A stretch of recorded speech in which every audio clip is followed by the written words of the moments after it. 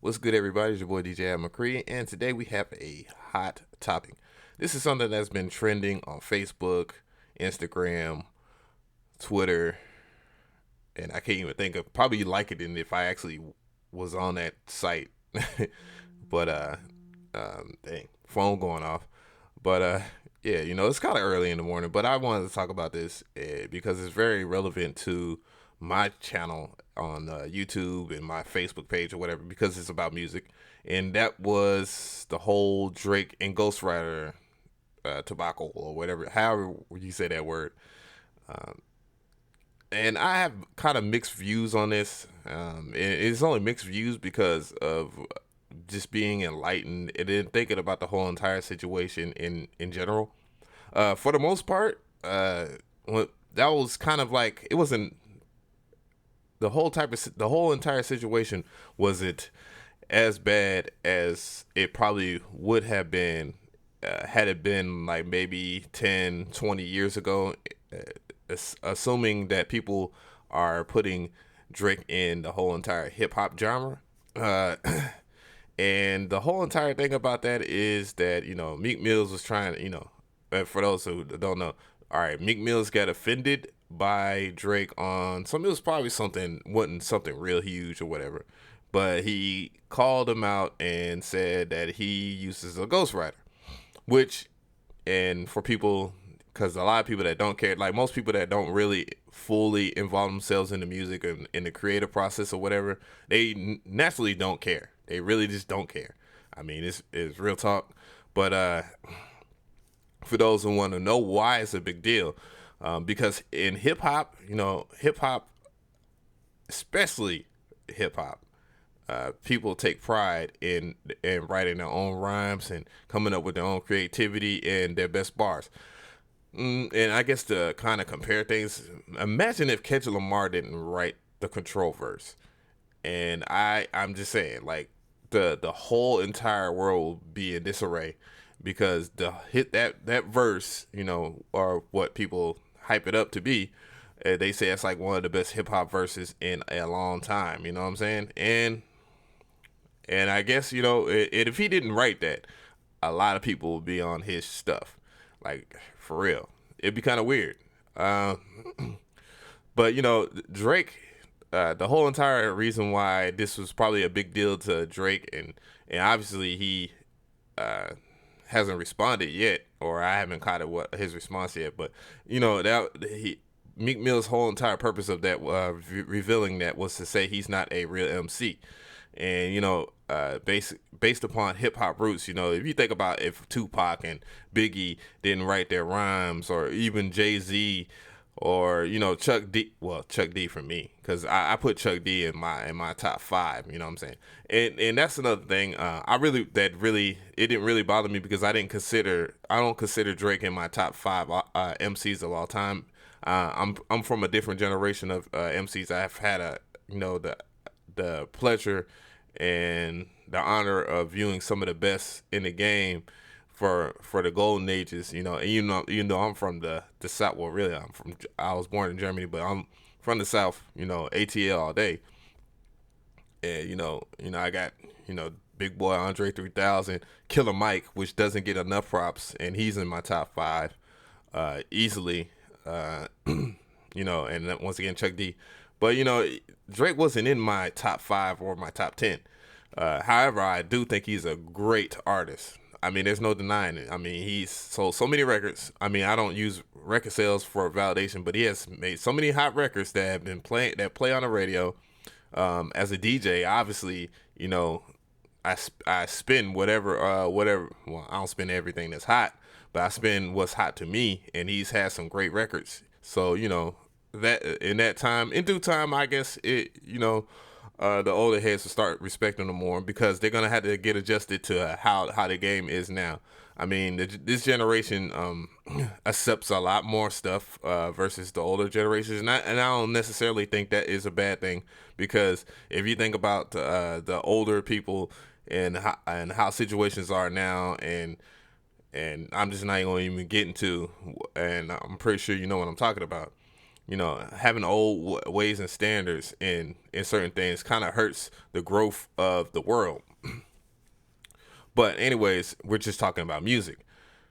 Uh, but yeah, it was kind of crazy, but at the same time, it was kind of brilliant because this something like this, even though it was revealed and it was supposed to work against them, it actually probably worked against Drake. It actually worked against Meek Mills and probably just shed light on a couple of new things, thanks to like Drake's team at OVO. 40 ounce actually got on Twitter and he actually was making some valid points. And he was like, man, rappers, they've been, they had like this whole stipulation about they have to write their own rhymes, and if you don't write your own rhymes, you're not a real MC.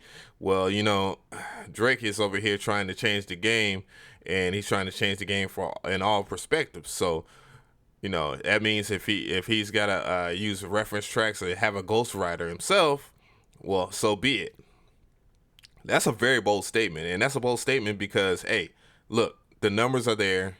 I mean, the fans, he has stands, and stands are fans that take stuff very drastic, and they will defend their favorite artists to the end. If you don't know what stan is, you gotta check out Eminem. I know the newer generation doesn't know much about hip hop, though my son actually knows about this song Stan. Thanks to Beat, but yeah, the Stan was a fan that actually was obsessed and practically worshipped everything that Eminem did, and that was the situation in the song. I actually won a Grammy, and that was probably one of the best songs in hip hop, period. But yeah. Anyways, his stands are gonna stand up. He has a whole bunch of fans, and you're competing against a well-oiled train. And them boys all from head to toe, they are serious. They're a serious group of guys. They knock out hits. I mean, I think every last one of their in-house producers has a Grammy, not a nomination, a Grammy.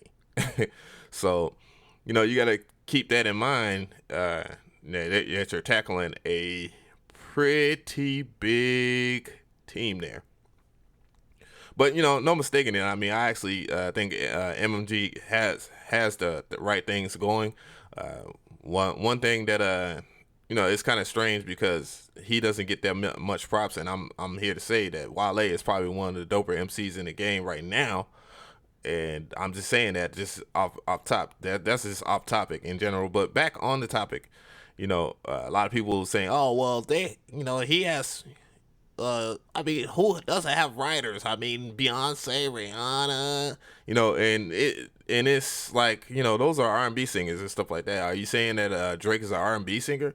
I mean, this is hip hop. Now that's the views of the other people that was my first opinion on that because on Facebook I was just like, what? He's not writing his own stuff, man. Come on. And then I really thought about it, and getting attacked by his stands. And I really, I just caught the news or whatever. I didn't even get to investigate. But now, I mean, it's been trending, and it's just like nothing that you can't get out of it. It's just like the whole entire Bill Cosby thing. You just can't avoid it. While there's other more important situations happening out there in the world right now. But yeah, I just thought it was kind of crazy, that people actually jump out the window. But actually, I understand it. He's not the first person to do it. Dre did it. I mean, NWA was practically an Ice Cube show. Ice Cube wrote almost every one of the verses for that album. Straight Outta Compton album. That movie's coming out soon too. So we thought about that, and it's not new to MCs. I mean, Dr. Dre and Kanye West. I mean, Kanye West has plenty of writers and stuff like that. But I guess it's kind of different for them because they are producers first, and you could kind of understand their ways there. So it wasn't like they're. And I mean, look at the quality of their music. That those are classic albums that they dropped. Nothing less. So. I can, you can live with that, and it might be the future of hip hop in general is that the rules are being bent and people are trying to make great albums. I mean, so make great albums. Let's get over the whole entire man. You don't have no credibility thing. I think Drake is way over that. I don't think he really cares about having street cred. You know, he has the fans.